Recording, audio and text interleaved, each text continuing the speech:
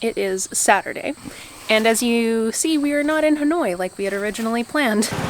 Making a big push north. We're going from Hue, and we're trying to get to Hanoi in the next week. So our week push north did not pan out. We spent the last couple days at this awesome homestay that we found. Is it a homestay? Is that what it's called? An eco lodge. Eco lodge. I don't know what the difference is. It's the same thing. Yeah, this place is amazing. We met so many cool people here. Like lots of islands with green tea on them. Very beautiful. We're about 300 kilometers away from Ninh Binh, and then from there it's less than 100 kilometers to Hanoi. So we're close. We're very close. I think today is going to be mostly just a big push day. We're going to try to get to Ninh Binh, but that's almost double our biggest day ever. We're getting an earlier start. If the road is nice, I think it's entirely possible. Yeah, we're having faith for this. For the last little while, we had felt a bit isolated, spending long days, just the two of us in the saddle. But after connecting with all of the awesome people we met at the Eco Lodge, we were instilled with a new confidence and ready to put down some hard kilometrage. We left before most of our new friends had even brushed their teeth, but before we knew it, they were leaving us in the dust. Don't get it twisted, we were ripping, at least compared to our normal pace. They just had way faster bikes. The ride was going great. We were covering distances previously thought impossible. Until we hit a major highway and everything went for a shit. We spent the next several hours trying not to get pinched in between trucks and the steel barrier. It was completely miserable, to say the least. Thankfully, a couple hours later, we arrived in Ninh Binh, with only our spirits crushed, not our bodies.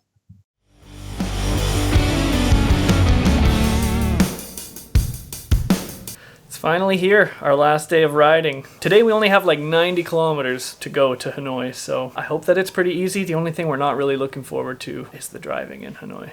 It has been super nice staying in Ninh Binh, although we didn't film anything here, and we honestly just kind of stayed inside and worked most of the time. But yeah, it's a really laid-back place. There's plenty to see just from our hotel window, so I'm sure we're missing quite a bit. But It's kind of bittersweet, the ending of the bikes. for sure, we're gonna miss the freedom of getting around wherever we want.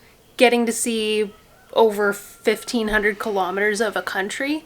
That's pretty unique. Not everyone gets that, so we're very lucky to have been able to do this. But we'll definitely ride bikes again.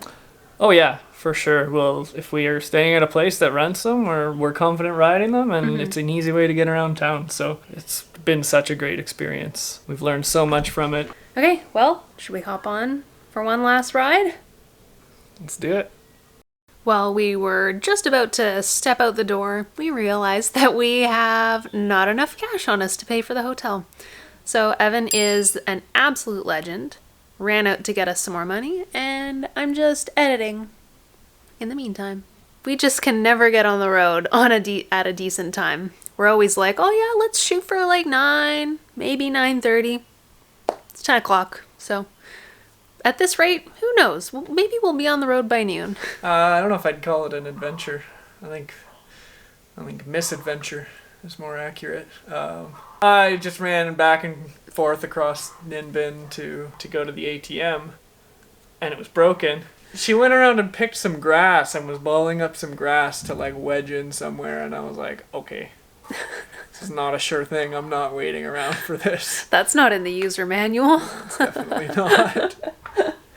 Now we're good to go. Now we can go. What time Okay. is it? It's It just is after 11. 10 after 11. I think I was right when I said we may be on the road by noon.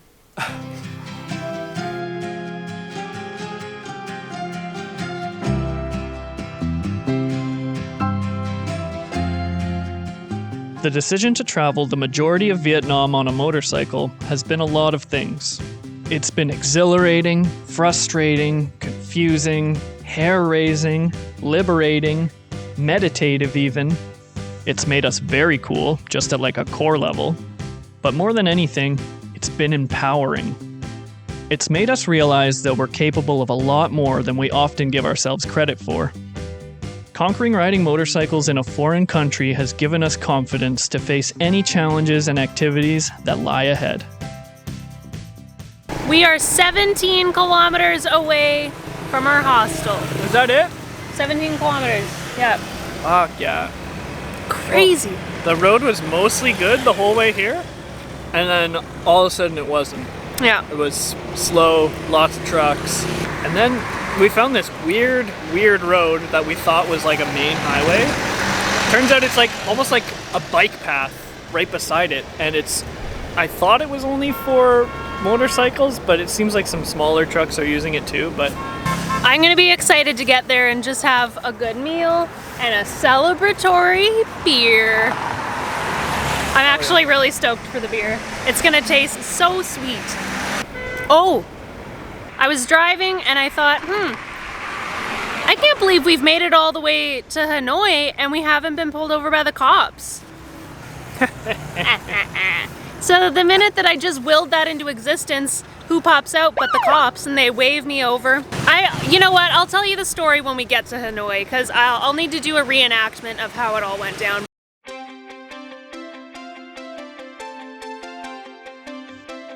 It was around this time that we had entirely given up on trying to film and were dead set on trying to make it through the busy streets of Hanoi and to our hostel. As we got closer, the traffic got busier, but we never felt stressed or panicked. We made every move with confidence and finesse, which is French for like a bouse. We had finally tapped into the consciousness of the hive mind and become one with the swarm. None of this incredible adventure would have been possible without my wildly supportive dad. It was his encouragement and positivity that led us to riding through half of Vietnam. Through our journey, I was able to learn firsthand what it is that he loves so much about this activity, and I'm excited to say we're already planning a road trip through California and Nevada. So we did it. We completed our first new activity. Only 499 left to go. Oh, also, we're leaving Vietnam. So we'll see you next time from somewhere else.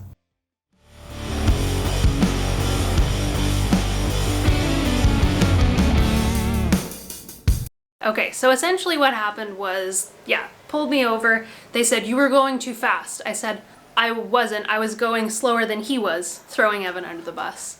And then the cops said, no, going too fast. Turn off your bike, blah, blah, that whole thing.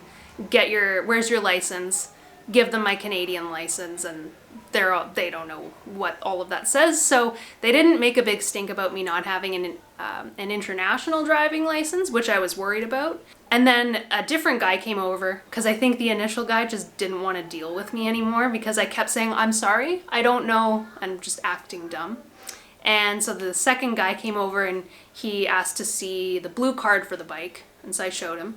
And then he went over to over to the side of the vehicle, and he waved me over, and he told me that I had to go to the bank and I had to give the bank money, and then I could get my license back in 7 days. And I said, I can't, because I'm leaving the country in less than 7 days, so that's not gonna work. Then he whispered and he went, or you can just pay the fine now, and then you can go.